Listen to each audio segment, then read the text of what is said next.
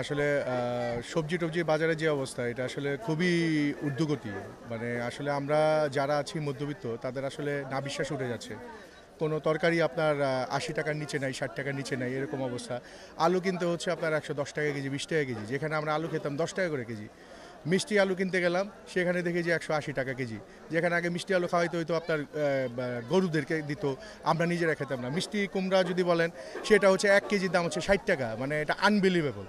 তো এই হিসাব যখন আমরা দেখি আসলে এই বাজারে এবং শীতের মৌসুমে, তখন আসলে আমাদের মানে হাসবো না কাঁদবো আসলে সেটা বলার কিছুই নাই। কারণ হচ্ছে যে নতুন গভর্নমেন্ট আসছে। আগে না হয় বুঝতাম যে গভর্নমেন্টের জায়গায় যখন আগের গভর্নমেন্ট ছিল তখন রাস্তায় চাঁদাবাজি হইতো। আপনার তেলের দাম বৃদ্ধি ছিল, আপনার একটা সিন্ডিকেট ছিল, সব কিছু ছিল। কিন্তু এই গভর্নমেন্টের জায়গায় আপনি সিন্ডিকেট কেন? ওয়াই? এটা কিসের আলামত? এটা তো কোনো সিন্ডিকেট হচ্ছে না, কোনো কিছু হচ্ছে না। কেউ তো কোনো জায়গায় রাস্তা চাঁদাবাজি নিচ্ছে না। আগে একটা কোনো কিছু একটা সবজি ঢুকলে আপনার চাঁদা চাইতো। আগে আপনার একটা গাড়ি ঢুকলে আপনার চাঁদা চাইতো। এখন তো ওই জিনিস নাই।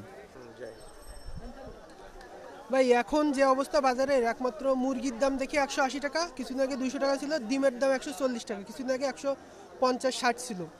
নতুন আলুর দাম ১০০ টাকা। মানে আলু তো ডায়মন্ড হয়ে গেছে এরকম অবস্থা। কারণ আমার মনে হয় যে ডিমের দাম কমছে, এইটার কমার পিছনে আমি যে মাঝে মাঝে প্রায় ফেসবুকে বা ভোক্তা অধিদপ্তরের স্যারের ভিডিও দেখি, যে বিভিন্ন জায়গায় যে আপনার ওই মনিটরিং করে, যে একটা মেসেজ, একটা সিস্টেম আছে ডিমের দাম বাড়ায় দেয় রাত্রেবেলা, এটা কমানোর জন্য মনে হয় ডিমের দাম কমে গেছে।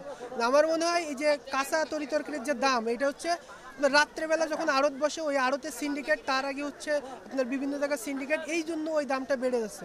আমার মনে হয় ভোক্তা অধিদপ্তরের স্যারদের দায়িত্ব দুই ভাগ করে, এক ভাগ দিনের বেলা আর এক ভাগ স্যারদের দায়িত্ব রাত্রেবেলা করে দেওয়া উচিত।